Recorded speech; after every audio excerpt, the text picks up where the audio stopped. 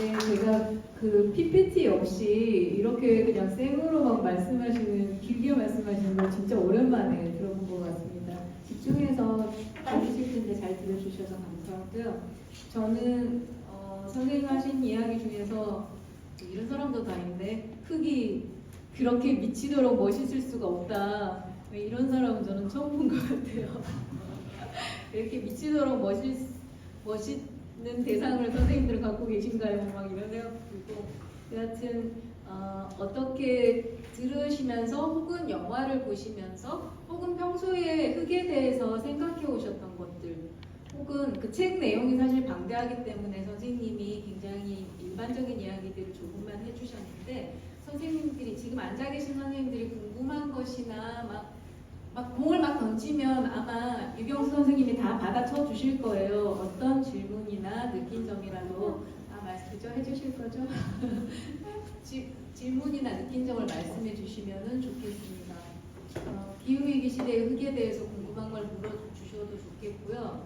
혹은 오늘 들으신 내용에 대해서 혹은 영화에 대해서 느낀 점이나 궁금한 점을 말씀해 주시면 좋겠습니다. 네. 아니더라도 그냥 하시고 싶으신 말씀이 있으면은 말씀해 주세요. 저도 굉장히 궁금한 것들이 많은 분들이 국가의 저희 흙의 경험에 대해서 아니면 국가 인연에 대해서 또 얘기를 해주실 수 있으면은 제가 또 학생들을 만나서 얘기해 줄 것들이 또 생기고 또 제가 생각을 더 깊게 할 수 있는 것들이 생기니까 꼭 여러분 질문이 아니더라도 아무 얘기라도 해주셨으면 좋겠습니다. 그래서 고양이가 저는 고양이 알러지가 있습니다. 제가 유학 시절 초기에 그 산타바바라라는 곳을 갈 일이 있었는데 그때 이제 워낙 가난하고 그러니까 가서도 이제 숙소 문제를 어떻게 해야 될까 고민을 하고 있을 때 그 친구가 자기 누나가 거기서 산다고 그 집을 소개해줬어요. 그래서 그 집에 가서 카우치에 누워서 잤다가 밤중에 이제 응급실에 실려갔습니다. 이제 숨을 못 쉬어서 제가 근데 이제 그 카우치가 이제 고양이가 자는 카우치였어요. 이제 고양이가 그 흙에 이제 냄새를 맡는다고 그러셨잖아요. 그러니까 저는 이제 지렁이 연구를 많이 하는데 다른 동물들이 자기가 살던 곳에 들어온 새로운 다른 동물들을 금방 알아내요.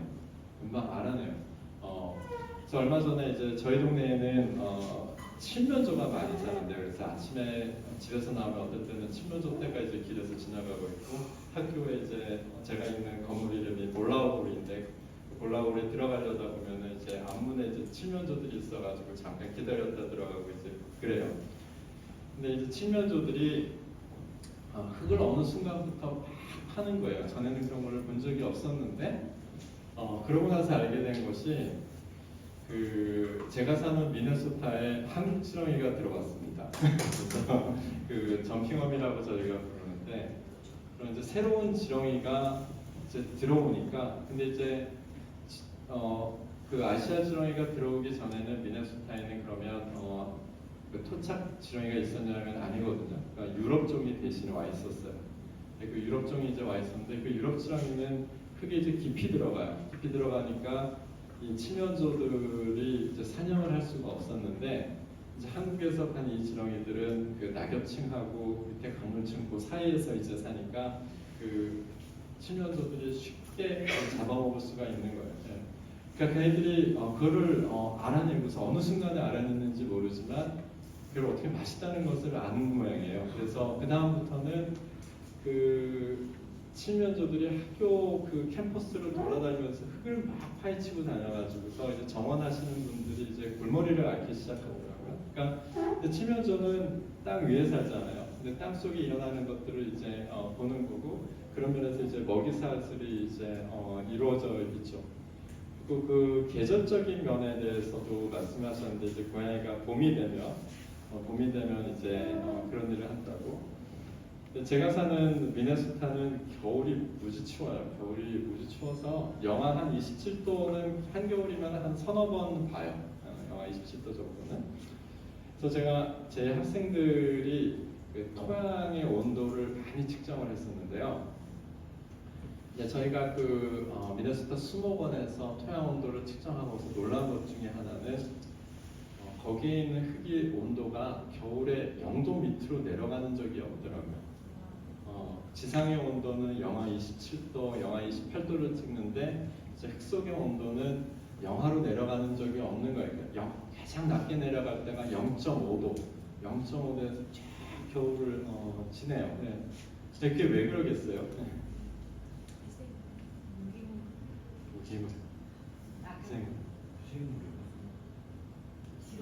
지렁이 때문에. 여러분, 눈은 어떨 것 같아요? 눈?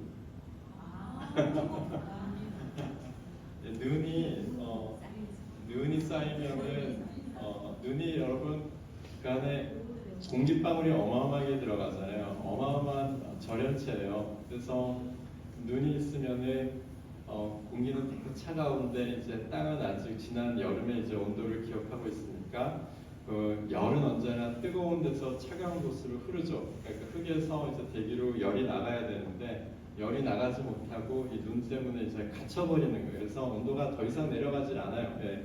그래서 한 0.5도 정도로 쫙 겨울을 나다가 이제 봄이 되면은 눈이 녹잖아요. 눈이 녹고 나서 그러다가 미네소타는 한 번에 봄이 안 와요. 여러 번 비틀비틀 거리면서 겨울이 도망가고 봄도 비틀비틀거리면서 와요. 그러다가 눈이 녹고 나서 갑자기 영하 10도로 한 번 또 팍 내려갈 때가 있어요. 그러면 그때 이제 흙의 온도가 진짜 영하로 내려가요. 그러니까 흙의 온도가 영하로 내려갈 때가 진짜 겨울이 아니라 겨울의 시작과 끝, 눈으로 이제 막히기 전에 이제 올라가는데 그렇기 때문에 이제 그 흙 속의 계절은 지상의 계절하고 많이 달라요. 네, 계절이 달라요. 그래서 우리가 생각할 때 계절은 하나가 있는 것 같지만 그거는 이제 우리가 지상에 사는 사람의 굉장히 그 편파적인 생각이고 지상과 지하에 몸을 반반씩 나누고 있는 식물들, 뿌리가 있는 이제 식물들이나 이제 나무들 같은 경우에는 사실 하나의 계절이 아니라 이제 두 개의 계절을 사는 거예요. 그래서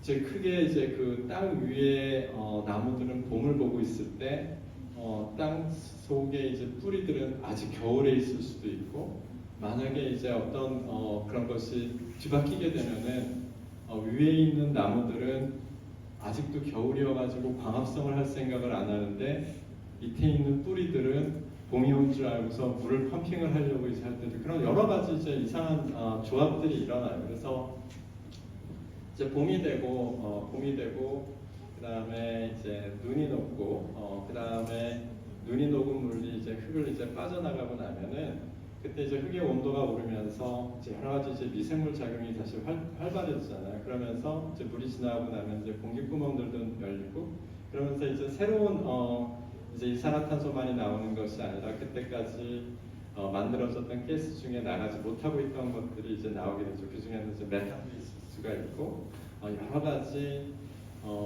이제 무기질이 아닌 여러 가지 이제 그 오게닉 그러니까 유기 화학물인데 아주 그 분자량이 작기 때문에 기체로 떠돌아다니는 그런 것들이 이제 흙에서 나와요. 그러니까 그것은 우리의 감각기관으로는 느끼지 못하지만 개나 고양이들은 이제 느낄 수 있는 거죠. 그랬을 때 걔네들은 어쩌면은 그런 냄새로 이제 흙의 계절이 바뀌고 있다는 것을 알아채는 것 같아요.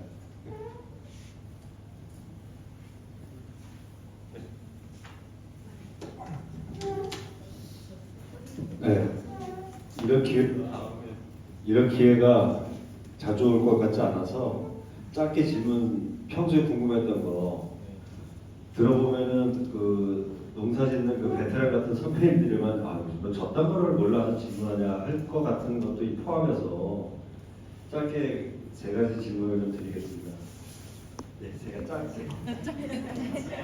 첫 번째는 제 그 정원 가꾸기에 대한 그 피부적으로 현실적으로 어떤 당면한 과제인데요.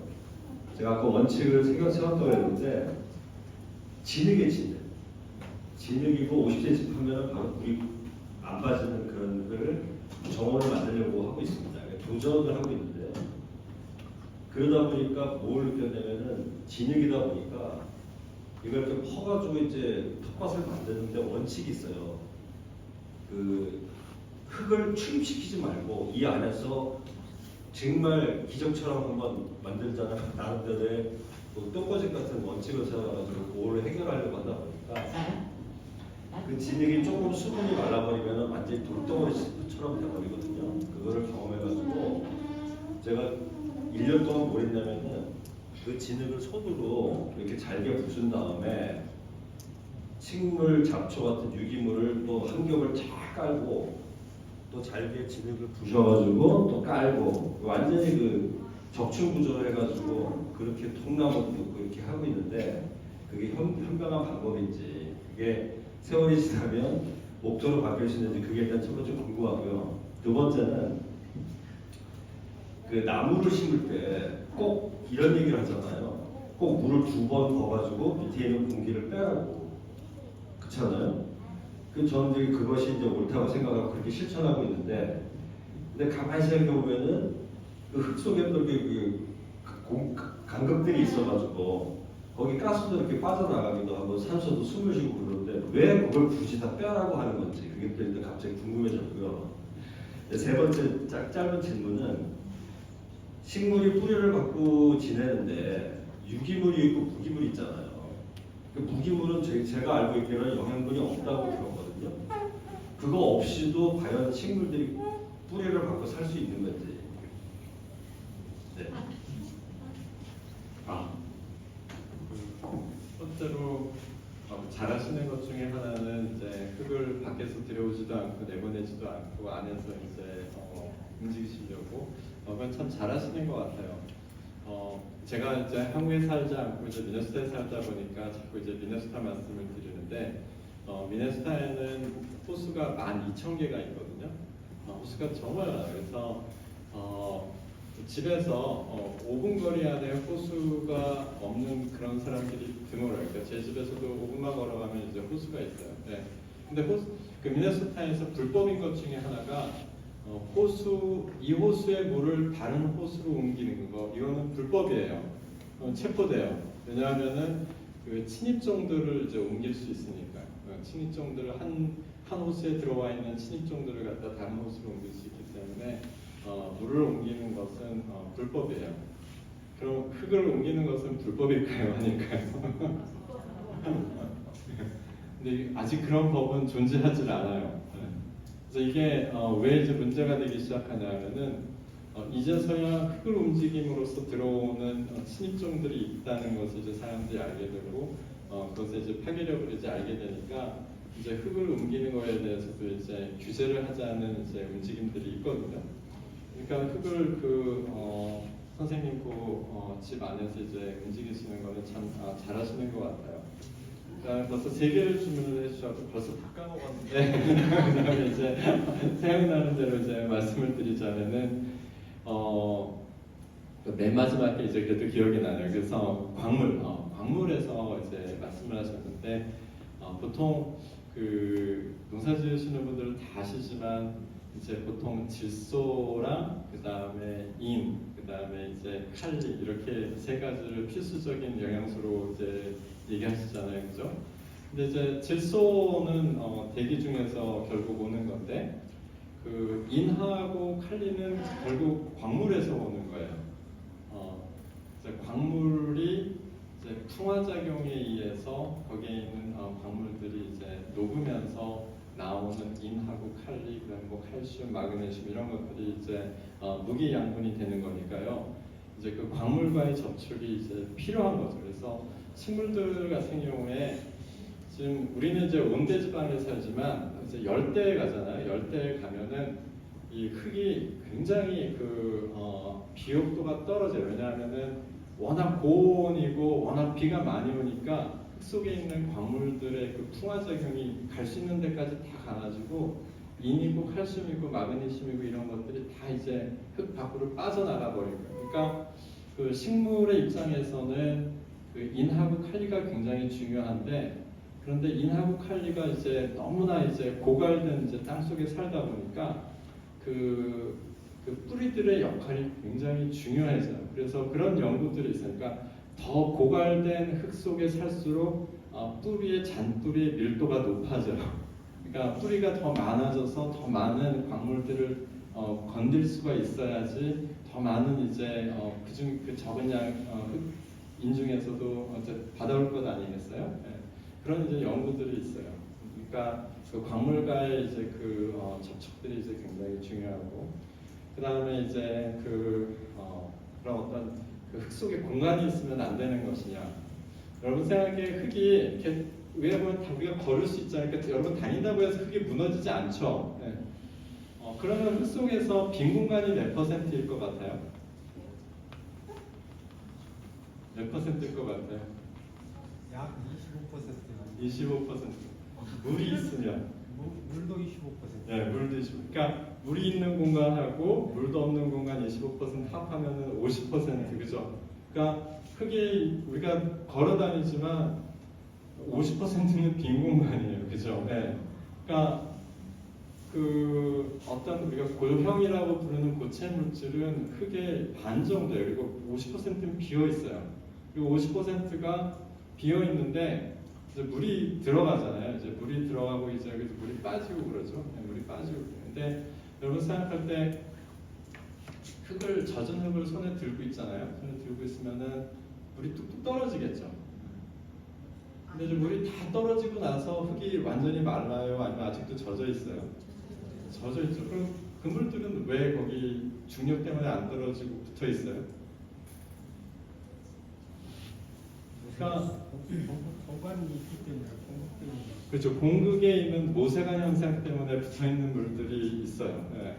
아주 여러분들 그 휴지나 이제 아주 가느다란 빨대들 물에다가 넣으면은 물이 타고 올라가죠. 이제 그게 이제 모세관 현상인데 그 흙 속에 그런 모세관을 일으키는 이제 공극들이 있어요. 그런 공극에 이제 물이 붙잡혀 있고, 근데 그 공극에 있는 물을 다 빼주고 나서도 또 물이 남아요. 그건 왜 남을 것 같아요? 공기 중에 습도 때문에. 습도, 그 휴미디티, 예, 그 공기 중에 있는 휴미디티, 예, 그것도 있을 수 있어요. 근데 그거는 굉장히 작아요. 예. 그리고서 남는 물은 그 전기력 때문에 그 광물에 붙어 있는 물들이에요. 전기력 때문에 광물에 붙어 있는 물. 그러니까 제가 옛날에 한 실험 중에 어떤 게 있냐면은 흙을 딱 놓고서 밑에다 알코올 램프를 놓고서 가열을 해요. 그럼 흙 속에 있는 물이 끓겠죠. 그럼 이제 막 이제 수증기가 나오잖아요. 그래서 100도로 이제 가열을 해가지고서 수증기가 다 나오고 그 흙을 갖다가 이제 500도씨 오븐에다가 놓고서 또 가열을 하고 그러고 나서도 흙에 물이 있어야지. 그러니까 우리 눈에는 이제 아주 마른 흙이지만 아주 정교한 측정을 해주면은 물이 아직도 1%, 2% 정도가 남아 있으니까 그런 물들은 그 광물 입자하고 전기력에 의해서 강하게 흡착되어 있는 물들이에요. 그런 물들은 빼내기가 아주 어려워. 아무리 힘을 주고 가열을 해도 빼낼 수가 없어요. 그래서 그런 물들은 그 동위원소 성분조차 달라요. 그러니까 H2O가 아니라 HDO, 그러니까 듀테리움, HTO, 트리튬 뭐 이런 식으로 해서 좀 더 우리가 말하는 무거운 물들이에요. 네, 무거운 물들이 이제 함량이 더 높아지고. 그러니까 제가 이런 말씀을 드리는 거는 크게 이제 공간이 이제 그 50% 정도가 있는데 아마 그 뿌리 때문에 이제 큰 공간이 남아 있으면은 나중에 이제 그 흙이 무너질 수도 있고 그러면은 이제 뿌리가 그와 함께 이제 끊어질 수도 있고 아마 그런 것 때문에 그 흙에 이제 큰 공간을 두는 것이 안 좋은 것이다. 이제 그런 얘기가 아닐까 이제 생각을 하고요. 근데 그런 큰 공간이 없다 하더라도 아주 우리가 단단해 보이는 흙에서도 빈 공간은 한 50% 정도가 있어요. 네. 그리고 이제 그 물이 고이는 문제는 그 흙하고 이제 유기물을 이제 섞어 주신다고 그러는데 제가 볼 때는 잘하시는 것 같고요. 그다음에 또 하나는 흙이 이렇게 파보시면은 보통 우리는 이제 흙의 표층만을 상대하잖아요. 근데 이제 흙을 정말 삽질을 깊게 해가지고 한 1m 넘게 이제 가본다면은 이제 흙 속에는 그 깊이에 따라서 변하는 성질들이 있어요. 깊이에 따라서 변하는 성질들이 있는데 그 중에 하나가 이제 점토 함량이에요. 점토. 점토가 이제 끈적끈적거리는 것을 이제 그 점토라고 하죠. 아주 작아요. 아주 작아서 이제 과학적으로 얘기하자면은 이 마이크로미터보다 작은 것들을 이제 점토 입자라고 하거든요. 근데 이 점토 입자들은 그 화학적 풍화 이후에 이제 만들어진 거예요. 그래서 만약에 이제 점토 입자를 그린다 그러면 육각형의 종이를 생각하시면 돼요. 그 육각형의 종이들이 계속 쌓여 있는 거. 근데 그 쌓여 있는 사이에 물 분자가 왔다 갔다 하기 때문에 이제 미끄러지는 거죠. 그래서 점토를 잡고서 손에다 놓고서 이렇게 하면은 미끄러지잖아요. 이제 그런 것들이 그 육각형 종이들 사이에 있는 물 때문에 그게 이제 윤활유 역할을 해가지고서 이제 미끄러지는 거예요. 네.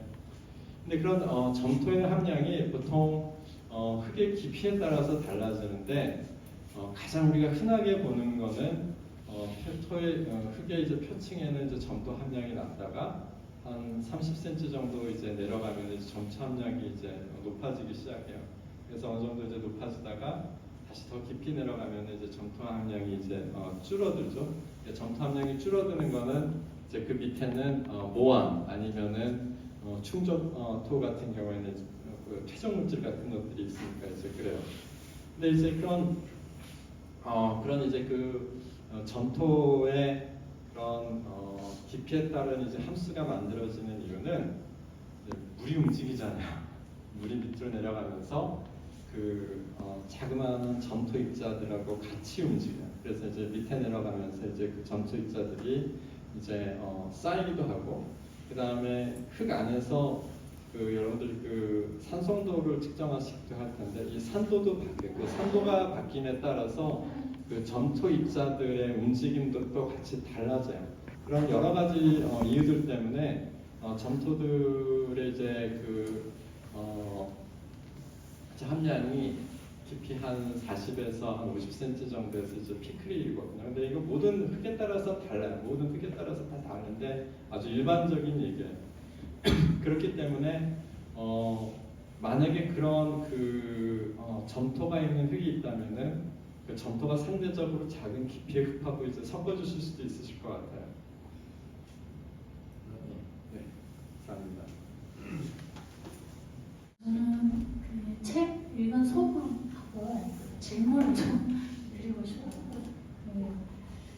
책을 읽으면서 앞에 긴 머리말, 제가 접한 책 중에 머리말이 제일 길었던 것 같아요. 20페이지가 넘어요. 네, 근데 저 그 책 긴 머리말을 읽으면서 책 내용의 구조나 챕터의 의미나 이런 것들을 말씀해 주셔서 왜 이 책을 쓰게 됐는지 그런 과정들이 담겨 있어서 사실 책을 읽는데 되게 도움이 많이 됐었거든요. 전체적으로 어떻게 연결되어 가는가를 조금 처음에 생각하면서 읽으니까 되게 도움이 됐었고요. 그리고 그 내용 중에 화전과 지렁이 부분이 굉장히 인상적이었어요. 왜냐하면 기존에 생각했던 내용과 좀 다른 부분을 말씀하셔서 그 부분이 되게 흥미로웠고요. 특히 이제 지렁이 부분에서 그 인위적인 이동이 그 생태계에 미치는 영향이 굉장히 크다는 것을 그 전부터는 알고 있었지만 지렁이도 그 대상이 될 수 있겠구나 하는 생각을 하면서 그 부분에 대해서 다시 한번 생각을 하게 됐습니다. 그리고 책을 이제 그 처음에 똥이 나오잖아요. 근데 이제 그 똥의 부재라고 해야 되나요? 거기에 먹고 살기 위해 지구를 파괴하지 않는 세상을 향한 첫걸음.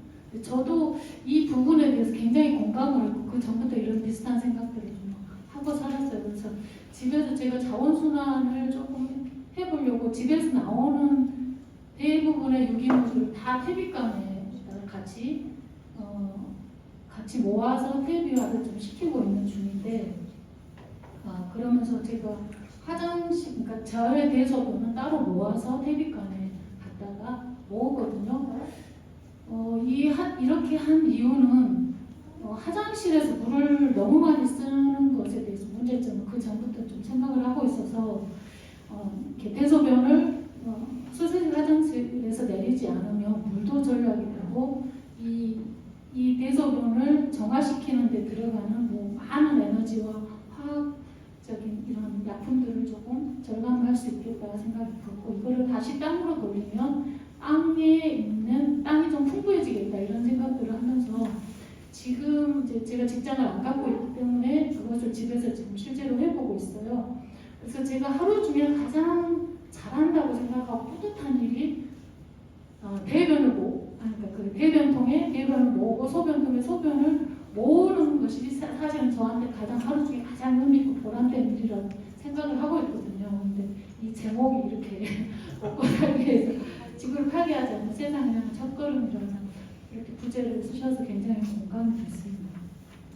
그리고 이제 질문은 지렁이에 대한 질문을 좀 두 가지 드리고 싶은데 책 내용 중에 이슬 지렁이가 막 나오고 그러더라고요. 근데 그 지렁이가 침입한 곳이 왜 딱딱한 강물질로 변하는지, 그러니까 보통 저희가 집에서 봤거나 그 산에 같은 데서 보면 지렁이가 쌓아놓은 분변토는 되게 포슬포슬하고 공급이 되게 많은 부드러운 땅으로 푹신한 땅으로 생각을 하고 있었는데 여기서는 굉장히 지렁이가 침입한 곳은 낙엽을 많이 먹고 나서 그 낙엽이 없어짐으로 인해서 땅바닥이 딱딱하다 이렇게 표현을 하셨더라고요. 그래서 그 표현이 어떤 의미에서 이렇게 표현하셨는지 이게 궁금했고요. 또 한 가지는 그 집에서 음식물 쓰레기를 지렁이로 분해한 것이 꽤 됐어요. 저는 이제 아파트에 살면서부터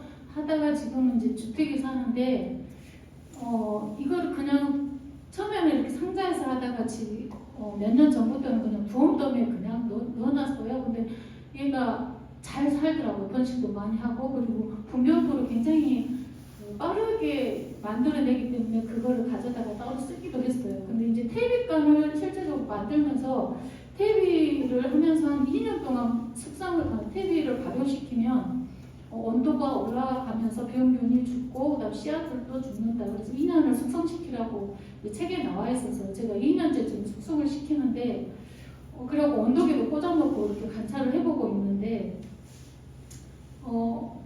이게 온도가 계속 안 올라가는 거예요. 그래서 왜 그러지 하고 이렇게 들춰봤는데 이미 한 4분의 1이 푹 꺼진 상태였고 만져보니까 완전히 그 지렁이 분변토더라고요. 대부분이. 그래서 이 지렁이들이 이렇게 다 먹고 이렇게 쌓는다 할 정도로 굉장히 다 지렁이 분변토더라고요. 만져보니까. 그래서 그 지렁이가 분해해놓은 이 분변토와 그러니까 지렁이가 아닌 미생물들이 다료로 만들어진 이 퇴비가 두 가지가 좀 서로 다른 특징이 있을 것 같거든요. 그래서 이 다른 두 특징을 가진 이 흙들은 농작물을 기르는 밭에서 또 어떤 다른 기능들을 할지 이게 좀 궁금했습니다. 그리고 좀 더 부연 설명하자면 여기에 제가 넣은 퇴비들은 풀, 낙엽, 음식 쓰레기, 개똥, 사람똥 이런 것들이고요. 그리고 이제 여기에서 지렁이는 붉은 줄 지렁이, 낚시할 때 쓰는 붉은 줄 지렁이죠. 네, 그것입니다. 고맙습니다. 네. 혹시 그러니까 책을 읽으신 분도 있고 아직 못 읽으신 분도 있으니까 혹시 침입지렁이라고 들어보셨어요? 지렁이 이제 침입종이고. 네. 지금 미국에서는 이게 큰 문제예요. 그래서 지금 우리는 이제 한국에서는 지렁이가 어디나 있죠. 그리고 늘 있어 왔어요. 그러니까 지렁이가 농업에 도움이 되고 여러분 이제 그 정원을 가꾸는 데도 도움이 되고 이런 것은 다 맞는 얘기예요. 그래서 제가 이걸 먼저 말씀드리는 거는 제가 지금부터 말씀드리는 것이 혹시 여러분을 헷갈리게 만들 수도 있어서 먼저 말씀드리는데 지금 여러분이 밭에 가지고 있는 지렁이들은 다 여러분 농업에 도움이 되고 그다음에 텃밭에도 이제 도움이 되는 겁니다. 제가 지금부터 이제 말씀드리는 거는 이제 저 북쪽 얘기예요. 북쪽. 그래서 한때 빙하에 묻혀 있었던 것들이요. 빙하에 묻혀 있었던 것들은 이 지렁이가 굉장히 느려요. 그 지렁이를 만약에 우리가 숲에 높여서 지렁이 너희들 마음대로 이제 숲으로 들어가봐 하면은 얘네들이 숲으로 이제 해마다 이제 조금씩 영토를 넓혀가겠죠. 근데 그 속도가 대충 한 5에서 10m 정도 돼요. 해마다 한 해에 5에서 10m. 그러니까 이 방에서 이 끝에서 이 끝이 한 10m보다도 더 되겠죠. 그러니까 1년에 한 요거보다도 못 가는 거예요. 그래서 그 빙하가 왔을 때 빙하가 이제 원래 있었던 토종 지렁이들을 완전히 이제 절멸시켜 버렸었거든요. 근데 제가 지금 말씀드리는 빙하는 작은 빙하가 아니라 그 지구 규모의 빙하예요. 그래서 미국의 그 북아메리카의 캐나다 거의 전부를 덮었다. 그다음에 오레오 전부를 덮었다. 그다음에 뉴잉글랜드를 더 덮었다. 그다음에 그 북부 유럽의 대부분을 덮고 시베리아를 덮었던 이제 그 빙하를 말씀드리는 거예요. 그 빙하가 그 토착 지렁이들을 이제 절멸시켰는데, 그래서 10,000년 전부터 이제 기후가 온난화되면서 이 빙하들이 조금씩 이제 물러났거든요. 아주 급속히 물러났어요. 급속히 물러났는데 이 지렁이들이 이 없어지는 빙하를 따라서 따라가지를 못했어요. 너무 느리니까. 그러니까 여러분 아까 제가 5m, 10m 말씀드렸잖아요. 10m를 1년을 가면 10,000년 동안 얼마를 가겠어요? 계산. 10m 1년 그럼 10,000년.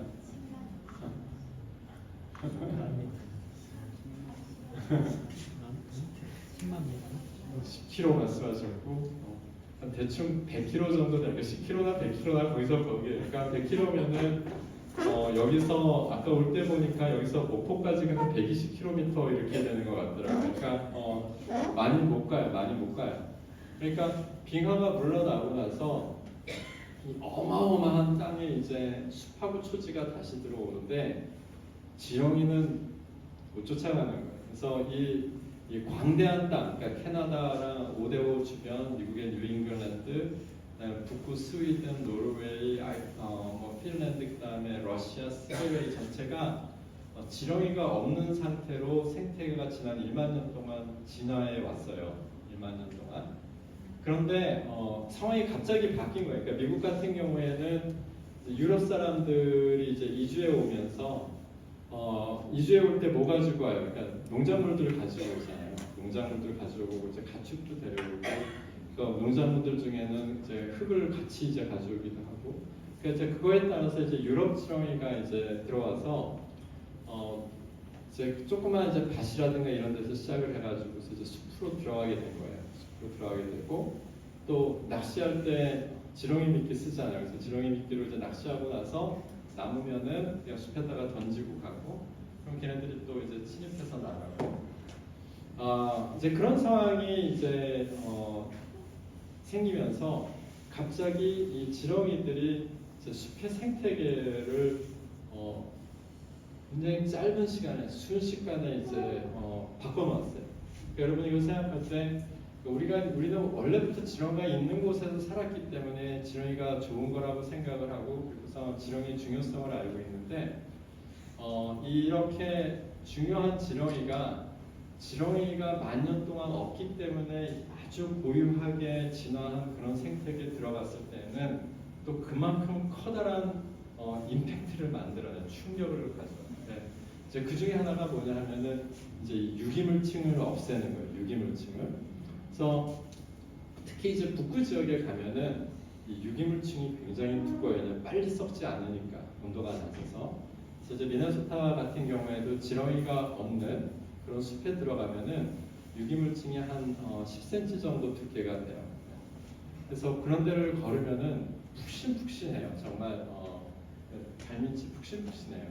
그런데 이 지렁이가 있는 곳하고 없는 곳을 구분해내는 게 이 전문가가 필요 없을 정도로 간단해요. 그냥 눈 감고 걸으면 돼요. 눈 감고 걸었다가 푹신하다가 어느 순간 딱딱해지잖아요. 그럼 거기서부터 지렁이가 있는 거예요. 유럽 지렁이들이. 근데 이제 그래서 이제 질문이 나온 거예요. 지금. 근데 우리가 상식적으로 생각하면은 지렁이가 들어간 그 지렁이가 만들어낸 분변토들을 보면은 굉장히 보슬보슬하고 쿠션 같고 이제 가볍잖아요. 근데 이제 이런 것들이 왜 그 북부 생태계에는 이제 적용이 되지 않는지. 이제 북부 생태계는 일단 그 푹신푹신한 중에 많은 부분이 그 유기물층에서 나오는데, 일단 지렁이가 들어오게 되면 그 유기물층을 다 먹어버려요. 순식간에 한 5년 사이에 없어져요. 그러고 나면은 그 유기물층을 그리고 나서 그 밑에 있는 미네랄층하고 이제 광물층하고 이제 섞어요. 그래서 그 밑에 있던 그 광물층은 여기가 빙하의 영향을 받은 흙들이기 때문에 굉장히 젊은 흙들이거든요. 그러니까 나이가 얼마 안 되는 흙들이에요. 그러니까 흑으로 10,000년이면은 10,000년, 9,000년이면은 젊은 흙이에요. 젊은 흙이에요. 아주 젊은 흙이에요. 여러분들도 10,000년까지 사시도록 뭐. 근데 이제 그 젊은 흙들은 아직 점토가 없기 때문에 굉장히 부슬부슬하고 이제 손에 쥐면 손가락 사이로 다 빠져나가요. 왜냐하면 점토가 있고 유기물질이 흙에 섞여 있고 그 유기물질을 따라온 박테리아랑 이제 그 곰팡이들, 그다음에 박테리아 곰팡이에서 나온 엔자임들이 있어야 이 알갱이들이 묶여가지고서 그 흙 점토 하나하나가 묶여가지고서 알갱이가 만들어지는데 이런 알갱이가 만들어지지가 않은 상태인 거예요. 근데 이제 지렁이가 들어오면서 유기물층을 없애는 동시에 유기물을 이제 밑에 있는 광물층하고 섞여 놓으면서 그런 알갱이들이 이제 만들어질 수 있는 조건들이 이제 성립돼요. 근데 이제 미네소타 같은 경우에는 지렁이가 침입해 들어오게 되면 이 지렁이가 폭발적인 개체수가 돼요. 그러니까 지렁이가 유럽 지렁이라고 제가 말씀을 드렸는데 유럽의 이 얘네들이 원래 원산지에 가면은 그 만약에 한 요만한 블럭에서 10마리의 그 유럽 지렁이를 잡았다면은 제가 말씀드리는 곳에서는 100마리, 1000마리가 나와요. 그러니까 폭발적으로 증가해요. 그러니까 그런 폭발적인 숫자의 지렁이가 그런 알갱이를 만드는 과정과 이제 합치게 되면은 이 알갱이가 무지 큰 블럭이 되는 거예요. 그래서 이제 밀도가 이제 높아져요. 하나하나 이제 따로 존재했던 것들이 이제 엉겨 붙으니까. 그래서 그 우리가 이제 농업을 하는 데 있어서면은 미국 같은 경우도 그렇고 아마 이것도 한국도 마찬가지인데 많은 농경지에서는 이제 트랙터가 다니고 그러면서 흙이 이제 압착이 되잖아요. 그러니까 밀도가 높아져서 밀도가 높아지는 게 이제 농작물한테도 이제 안 좋죠. 그렇기 때문에 밀도를 이제 낮춰주고 싶어하고 그리고 지렁이가 그런 영역에서 구멍도 뚫어주고 물도 통과할 수 있게 해주고 공기도 배출될 수 있게 해주는데 제가 말씀드리는 그 북부의 이제 숲에서는 이 초기 조건이 완전히 다른 거예요. 초기 조건이 완전히 다르고 지렁이 개체수도 다르고 그렇기 때문에 상당히 뜻밖의 결론이 나와요. 그래서 지렁이가 침입하게 되면 흙이 느슨해지는 게 아니라 흙이 단단해져요. 그래서 흙이 단단해지면서 그 물의 투과율이 10배, 100배, 10분의 1, 100분의 1로 떨어져요. 그러니까 그런 저희가 이제 상상하지 못했던 이제 결과들이 나오죠.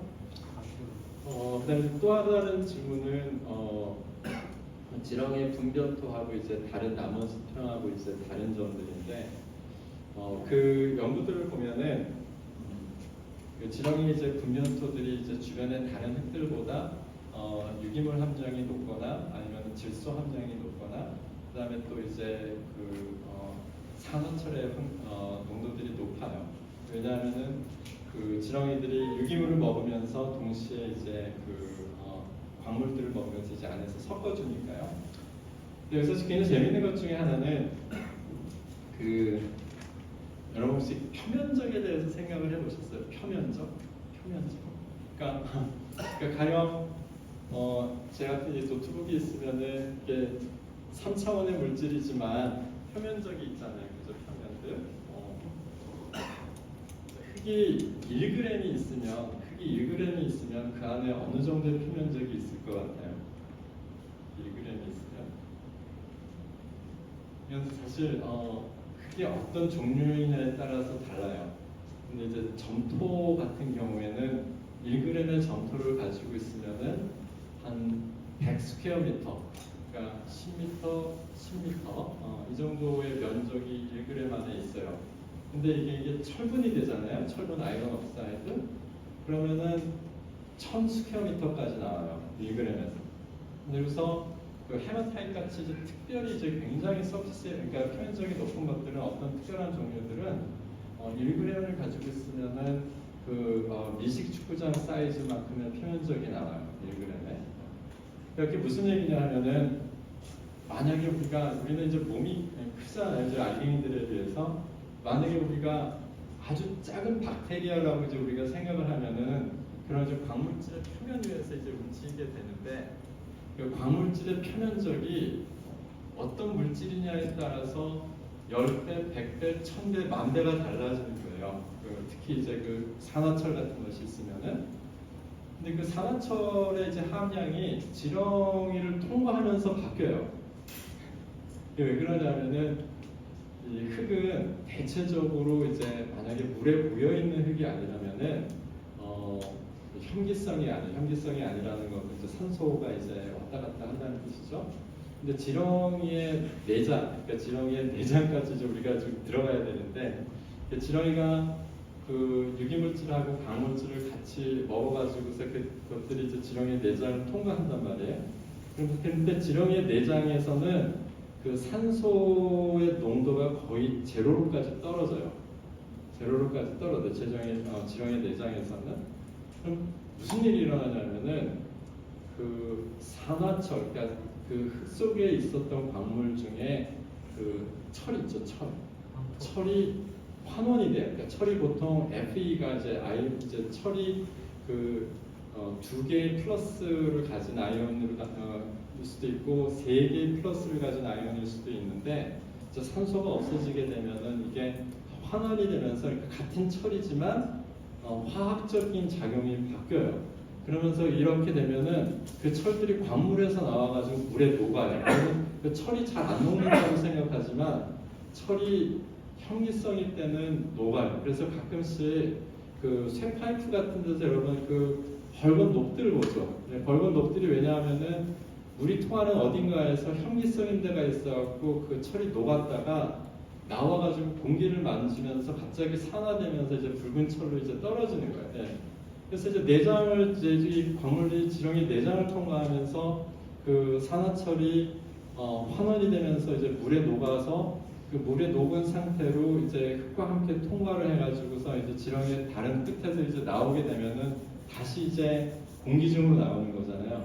그럼 걔네들이 이제 산화를 하면서 산화철이 되는데 그 결과는 뭐냐면 지렁이에 들어가기 전의 물질하고 지렁이에 나온 물질하고 겉으로 보기에는 똑같아 보이는데 표면적이 달라요.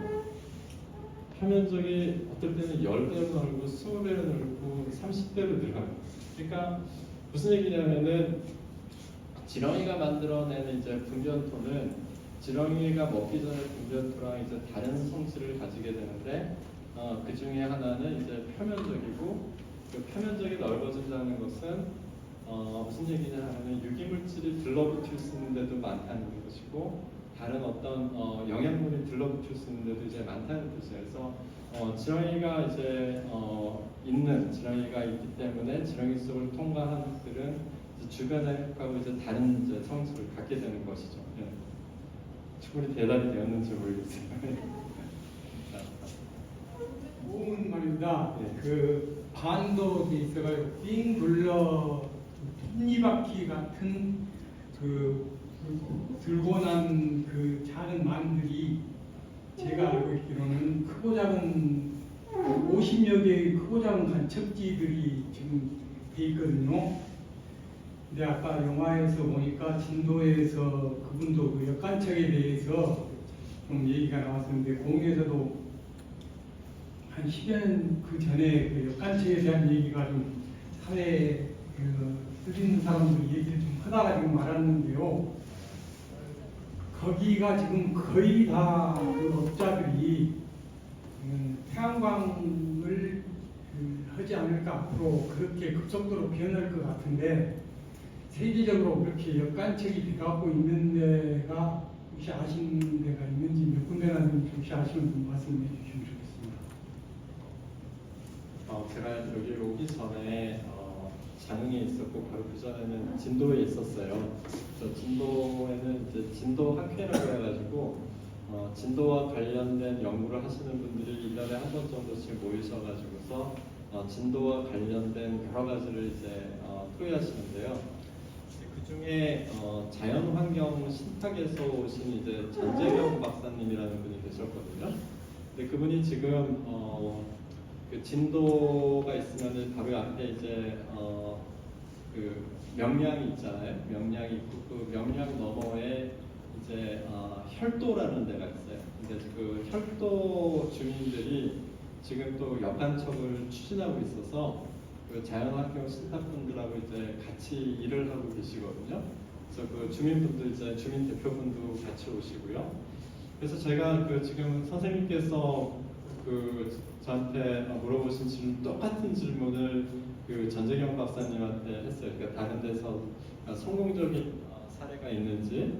그래서 그분한테 들은 얘기는 영국에 그 성공적인 사례가 있다고 그래요. 영국에서 이제 해수면 변화와 관련돼서 그 해수면 쪽에 있었던 그러니까 목축지를 이제 그 그러니까 그 댐을 이제 뒤로 미루면서 이제 목축지를 이제 잃게 되는 거죠. 그 목축지는 어떻게 보면은 그중에 상당 부분은 앞으로 이제 해수면 변화와 의해서 어느 정도는 사라지고 어느 정도는 이제 습지로 변할 운명이 있었는데 그것을 이제 그냥 포기한 거예요. 말하자면 포기하고서 이제 뚝을 뒤로 이제 하면서 그 앞부분을 이제 갯벌로 이제 돌려보내는 작업을 시작했다고 해요. 그러니까 성공 사례가 아예 없는 것은 아니지만 아직은 이제 드문 것이죠. 예. 근데 그렇다고 해가지고서 우리가 그 선례가 없는 것에 대해서 그를 굉장히 중요시하게 생각해야 되느냐 하면은 저는 그렇지 않다고 생각을 해요. 왜냐하면은 한국만큼 갯벌이 많은 나라가 별로 없지요 세상에. 그리고 한국만큼 그 간척을 많이 한 나라도 상당히 드물어요. 그러니까 어떤 예를 찾기 위해서라면은 결국 몇 개 안 되는 나라 속에서 찾아야 되는데 거기에서 1등을 하든 2등을 하든 별 그렇게 크게 중요할 것 같지가 않거든요. 근데 제가 중요시하게 되는 것은 뭐냐면은 역간척이라고 했을 때 이제 그 말이 이제 내포하는 것은 그 원래 상태로 이제 되돌리는 것이잖아요. 근데 그렇다면 우리가 원래에 대해서 뭐를 알고 있는지 그걸 묻기 시작을 해야 돼요. 그러니까 만약에 이제 그 혈도도 마찬가지고 진도 여기서 나왔던 이제 대응포도 마찬가지지만 대응포를 막기 전에 원래의 갯벌이 어떤 모습이었는지 우리가 제대로 기억하고 있는가라는 이제 질문을 해야 되고 우리가 그걸 진짜 제대로 기억해낼 수 있다 하더라도 정말 원래로 되돌리려는 그 방향이 맞는지도 또 생각을 해봐야 돼. 왜냐하면은 그때랑 지금은 다르잖아요. 우리가 아무리 원래의 상태로 극복을 돌려놓으려고 해도 지금의 자연환경은 그거를 허락하지 않을 수도 있어요. 그러니까 가령 예를 들어서 해수면도 계속해서 바뀌고 있고요. 그 다음에 대응포 뒤에 있는 그 논들, 대응포 뒤에 있는 논들, 그 다음에 그 밭에서 여태까지 나온 그 퇴사들, 그 퇴사들이 대응포를 허물었을 때 언제 어느 방향으로 얼마큼 갈지도 잘 모르잖아요. 네. 이제 그런 것들을 생각해봐야 돼. 그런 것들을 생각해보지 않고 만약에 이제 역간척을 추진하게 되면은 제가 생각할 위험 요소는 이런 거예요. 그러니까 어느 순간에 역간척이라는 말이 굉장히 매력적인 말이 돼가지고 어떤 지자체 아니면은 정부 이런 데서 개발 사업을 추진을 하면서 건설 토목업자들하고서 역간척을 이제 추진하는 거죠. 왜냐하면 역간척도 결국은 어느 정도는 개발인 거예요. 여기서 김병철 이사님이 말씀하셨듯이 그렇게 되면은 아무런 데이터가 없고 아무런 그 원래라는 것에 대한 어떤 철학적 고민이 없었던 상태에서 개발과 토건 세력이 들어와가지고서 하냐는 그 역간척을 우리는 어떻게 막을 수가 있겠어요? 저 사람들이 와가지고서 우리는 대응포를 부시고서 대응포를 부시는데 이러이러한 순서를 부셔가지고서 어느 정도의 물이 흘러나가고 나가게 만들 거라고 말했을 때 그 숫자들에 대해서 누가 반기를 들 수가 있겠어요? 그러니까 그런 데이터가 없이. 그러니까 그런 데이터들을 지금부터 모을 생각을 해야 될 것 같아요. 그래서 제가 이번에 진도학회에 가서도 느끼는 것 중에 하나는 그런 어떤 이제 이상들이 있고 그 이상들의 이제 버팀목이 되는 이제 철학들이 있어요. 이게 굉장히 중요해요. 근데 이러한 이야기들 속에 자연과학자들이 지금 들어와 있지가 않아요. 그러다가 어느 순간에 이게 공학적인 프로젝트가 되는 거예요. 그러니까 여러분이 생각하는 어떤 인문적인 거, 사회적인 이런 이상들이 있고 어떤 공학적인 프로젝트가 있는데 그러면 그 사이에 그 둘을 이어줄 수 있는 자연과학적인 일들이 있어야 되는데 자연과학자들이 보이지 않아요. 그러니까 그런 것들을 그 지자체에서도 지역경무에서도 지금 깊이 생각을 해야 될 거예요. 그러니까 진도에서도 역간척을 이야기하시는 분들은 많지만 그것이 어떤 공사 주체에 의해서 시행이 됐을 때 내가 원하는 역간척이 어떤 것인지를 얘기해 줄 수 있는 수치를 들어서 그다음에 자료를 들어서 얘기해 줄 수 있는 그런 자연과학자들과의 그 네트워크를 만들어내는 것이 지금 어느 때보다 중요한 것 같아요. 짧은 질문에 제가 길게 대답을 드렸습니다. 네.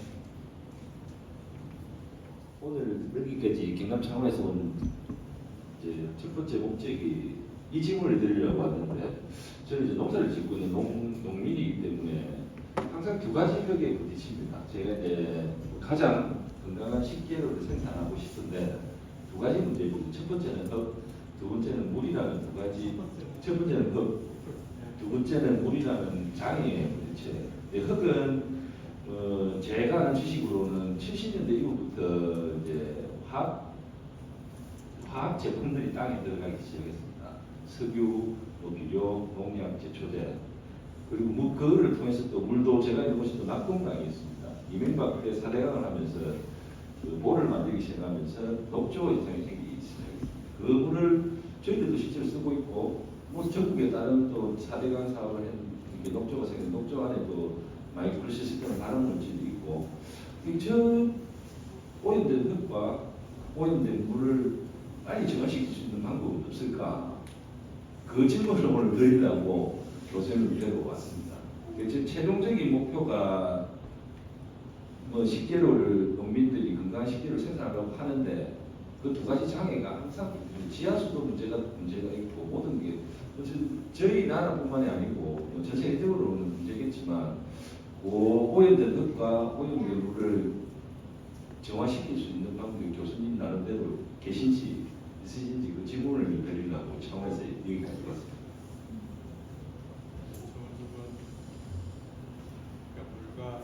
물과 흙이죠. 네.